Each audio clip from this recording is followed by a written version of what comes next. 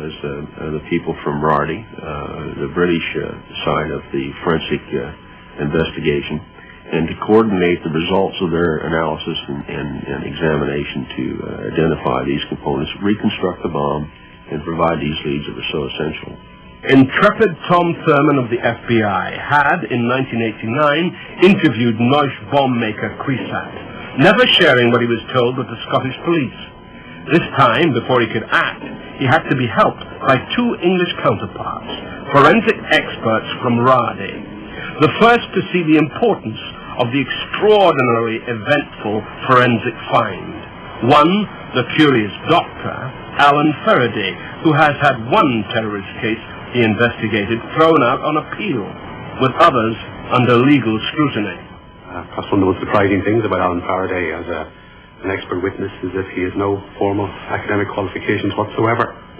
The only qualification he has is a technician's qualification, I suppose you'd call it, a higher national certificate in physics and electronics, and that's about 30 years out of date.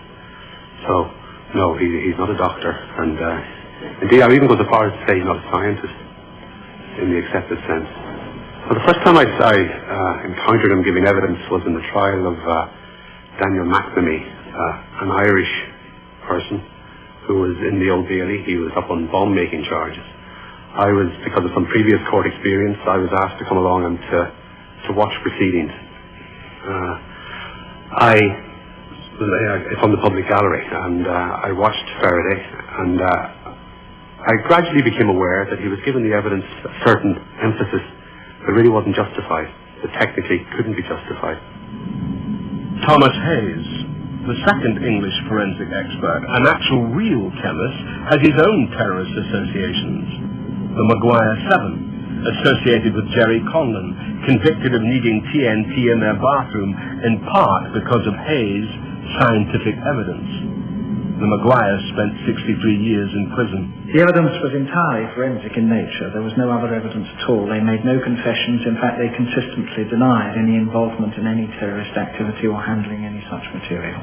Dr. Hayes had carried out a test on gloves belonging to Mrs. Maguire on a second occasion and had detected the presence of nitroglycerin on that test. So he was not actually a primary witness. He was a secondary witness as to fact.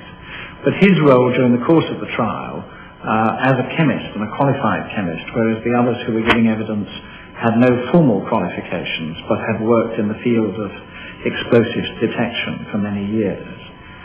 His role was to reinforce what was being said and to provide the explanations that the court needed in order to be able to comprehend the nature of the prosecution case against these people. Alan Faraday maintained, wrongly in my view, that the electronics was intrinsically sinister. For example, it had a tiny little board with an amplifier chip on it. I mean, in itself an utterly innocuous item. He would maintain that it was specifically designed and constructed for bomb-making purposes. And, the implication being that anyone who handled or any involvement whatsoever to do with this tiny little circuit board would have knowingly been involved, had to be knowingly involved in bomb construction. They were all saying the same thing. They were all saying that the test was specific. They were all saying that there wasn't enough sample to run a second test. They were all saying that there was no other substance known to them that could be confused with nitroglycerin. And I frankly do not believe that all of them could have been saying that if they hadn't put their heads together to say it, because all of them were saying something that they knew and must have known was a lie. The only logical explanation for the pattern of conduct in not revealing all of these things that should have been revealed, including the tests that they had secretly carried out in their laboratory in order to determine their theories, which had in fact been supportive of the defense case and not their own, is that they were engaged in a giant conspiracy, which resulted in these people being convicted. Well, I haven't seen the Lockerbie evidence, so I can't comment on that directly. The involvement of Alan Faraday, that worries me. Particularly my experience in the Gibraltar case, it's one thing that struck me then at the time, very strongly. The British government employs hundreds of people, extraordinarily well qualified in the areas of radio communication and electronics. Alan Faraday is not qualified, yet they use him. I mean, I have to ask the question, why? Essentially on June 15th of 1989, 1990, was the day that I made the identification.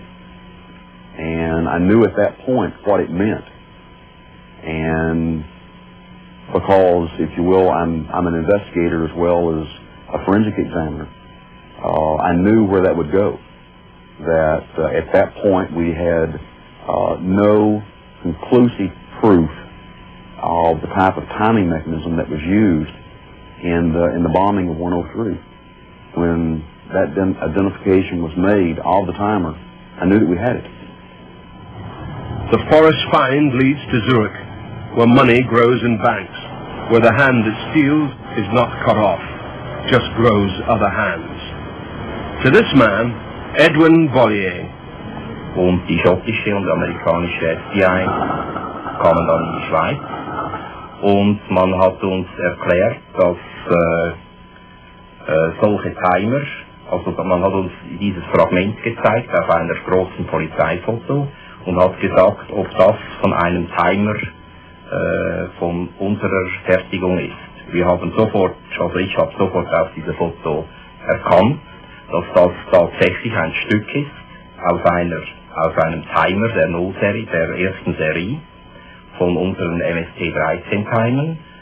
Und man hat mir dann erklärt, dass 2 von diesen Timern beschlagnahmt wurden in 1986 in Dakar und später, glaube ich, noch in Senegal von 2 libyschen Leuten. Und ich habe also auf der Foto eindeutig erkannt, dass dieses Fragment, was gezeigt wurde, dass das in Lockerbie gefunden wurde, dass das von einem Timer stammt, die wir gefertigt haben. Libyan intelligence provided NIBO with an order. They provided the specification and an order for the production of a certain number of timers that are used in explosive devices, what are called IEDs, improvised explosive devices. Also man sagt, diese Bombe sei in einem Toshiba Radio gewesen und also mindestens in diesem Gehäuse wäre kein Platz in diesem Radio. Wenn man es ausbaut, ich weiß es nicht, könnte sein.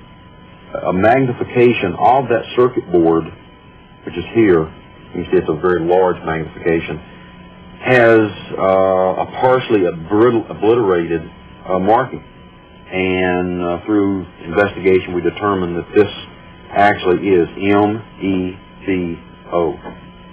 Initially we thought that it might be another number like M580, and that was a number of leads were sent out to electronic manufacturers to see if they had made this board. And they said no, that was not their identification. So the last thing that we determined, which was the right thing,